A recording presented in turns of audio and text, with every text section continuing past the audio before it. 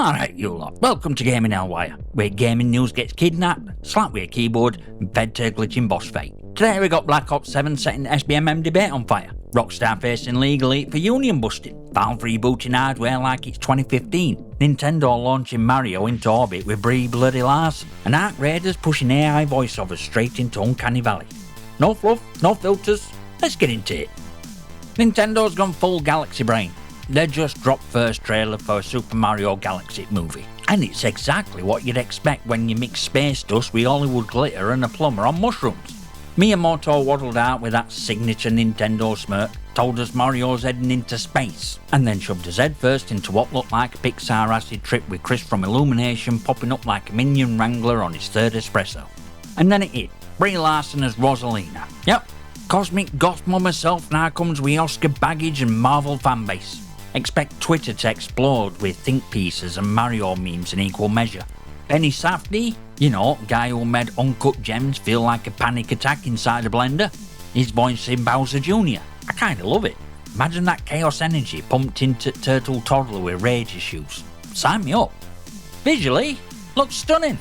Illumination's team is polishing this thing months before launch, which sounds risky, but hey, they pulled it off last time. And let's not ignore the fact Galaxy is one of the best damn Mario games ever made. If they stick tone and sprinkle in enough Luma weirdness, could be a proper trip. So yeah, I'm cautiously optimistic. First movie slapped, Sonic's doing laps, even Until Dawn is getting screen love. Games in Hollywood are finally not shite. Let's just hope this one lands closer to a grand star than a warp zone to garbage. So last week we talked about Rockstar swinging axe on 30 to 40 devs, and how it reeked to union busting, which, by the way, is illegal in UK. Turns out that might not have been a paranoid hot tech after all. Now Independent Workers Union of Great Britain has filed formal legal claims against Rockstar, accusing them of exactly that. Union victimisation, blacklisting and sacking done with all subtlety of a 5-star police chase. This isn't just a slap on wrist, it's headed for courts. Rockstar's defence? They leaked confidential info. Right, cause leakers just happened to beat union members talking in private Discord servers. Real surgical lads. And Rockstar's been dodging sit-downs with union like it's side quest they can't be asked to complete. IWGB's not pulling punches. They're rolling in lawyers, caseworkers, and enough receipts to bury a server farm. They're making it crystal. Discord convos aren't company property, and no NDA trumps labour laws. Rockstar, meet UK legal code. It's not optional. This industry's already drowned in crunch and burnout, now we're adding union suppression to the mix. If Rockstar wanted to roleplay its final boss at worker rates, mission accomplished. Well, watch this one closely, but don't be shocked if Rockstar's next headline is less new GTA 6 trailer drops and more Rockstar held in contempt. Nah, Valve's back on hardware bullshit. 3 new devices just got revealed. Steam Machine, again, a Steam controller, again, a new VR headset called Steam Frame. This feels familiar, because they tried half of this a decade ago and it flopped harder than Artifact. So what's different this time? Well, apparently everything's running SteamOS now, like Steam Deck's smug little cousin. New Steam controllers got gyro, magnetic sticks, trackpads, grip buttons. Basically, it's a Steam Deck without a screen. Useful? Maybe? Necessary? Only if you hate Xbox pads and have an allergy to symmetry. Then that's Steam Machine, a 6-inch cube built for big screen PC gaming. Quiet, small, probably destined to gather dust under your telly like a neglected Raspberry Pi. Valve swears it's different now, more powerful, more open, more Steam.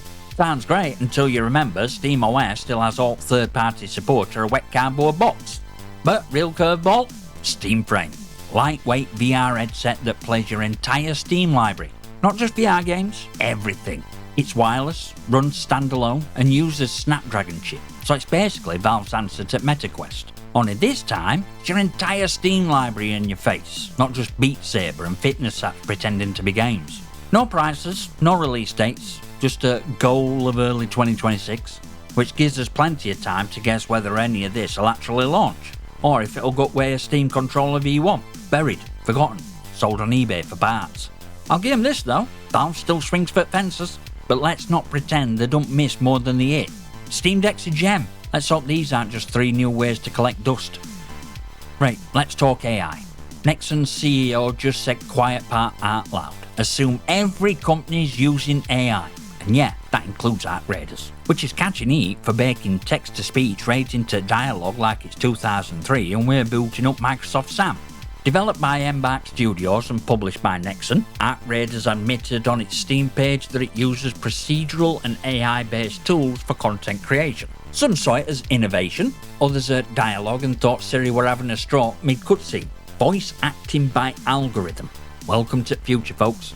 Embark says it's about efficiency. AI helps them do more with less. Especially when real voice actors might not want to waste the vocal cords on SideQuest NPC number 42 saying, "Raiders are coming," 97 times. Fair enough. But critics aren't buying it. Eurogamer slapped a 2 out of 5 on Arc Raiders, largely due to that synthetic soul suck. Nexon's boss don't flinch. AI's a tool. Everyone's using it. If you're not, you're behind. The CCO even framed it as creative liberty, small teams taking big swings with fancy tech. Problem is, when AI fills gaps, it also flattens soul. There's a difference between efficiency and empty, and Arc Raiders might have crossed that line. Tim Sweeney from Epic even chimed in, defending tech, said it's all about productivity, not layoffs. Sure Tim, Fortnite skins are a form of spiritual enlightenment. Let's not pretend every exec's using AI to empower creativity. Half of them just want to swap out voice actors for a subscription service and call it a day. Meanwhile, real voice actors still fighting for right not to be digitally cloned mid-strike. SAG-AFTRA had a vote for basic consent clauses this year. That's where we are, asking billion-dollar companies to ask nicely if we're turning your voice into downloadable content. So yeah, AI's here, it's not leaving, but if it's going to narrate our games, it better learn to emote like a human. Or at least not sound like it's stuck in a customer service loop. Now then, let me get this out loud and clear. Yeah, Treyarch announced open matchmaking last month. Yeah, it raised eyebrows. And yeah, I said then, and I'll say it now, this could be the best thing they've done to Call of Duty in years. But here we are again. Other day, Treyarch clarified most of Black Ops 7's multiplayer will use open matchmaking, minimal skill filtering, chaos lobbies, kinds we used to love. But they also slipped in this bit. There'll be a standard mosh pit using more traditional SBMM alongside Rant when it hits in Season 2. And right on cue, comment section exploded. They lied! It's just a trick! Treyarch's backpedaling! Bollocks! Just straight bollocks! Let's stop pretending like this is a betrayal at Century. You still have open as default. You still have madness. You still have choice.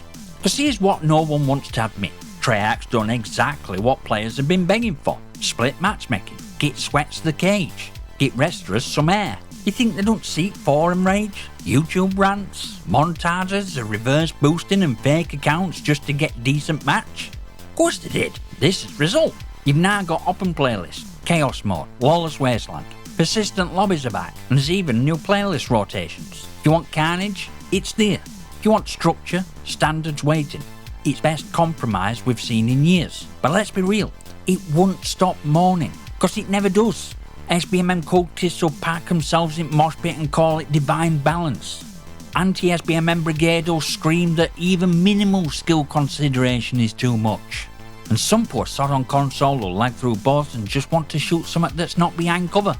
And then there's Battlefield 6, minimal SBMM, big spike in PC players. Console side, not as hot. Why? Because Battlefield's always been PC first. COD, it's opposite. Call of Duty's crawling with console users, including last gen. That's right, we're still carrying Xbox One crowd into 2025 like it's family heirloom. And that's point, innit? It don't matter how polished system is, community will always find a reason to fate itself. KD warriors versus casual chaos gremlins. Stat trackers versus clipmakers.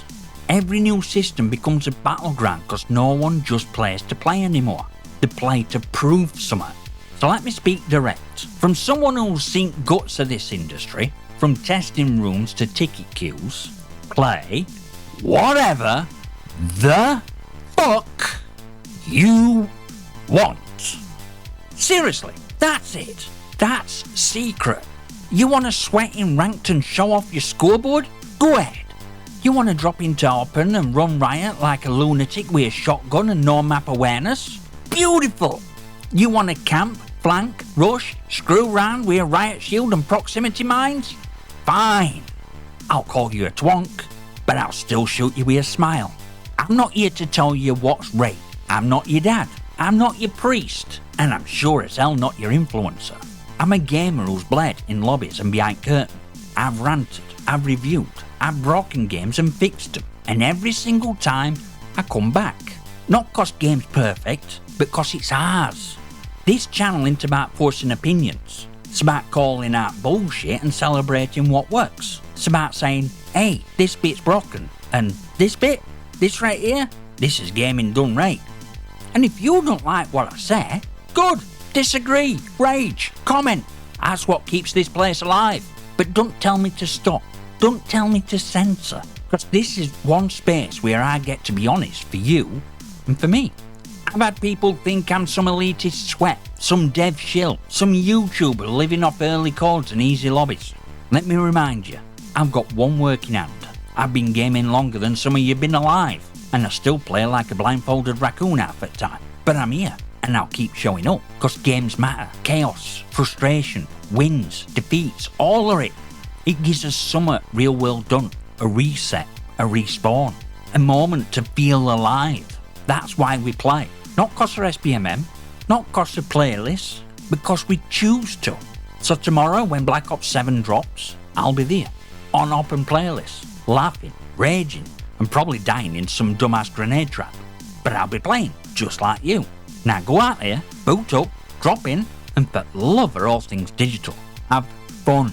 And that's your daily gaming Hellwire. Now with extra chaos, controversy, and controller throwing rage. Like, subscribe, and all that bollocks. Drop your comments and questions below. Tell me what playlist you're queuing into, or why I'm completely wrong. And I'll see you next time, you magnificent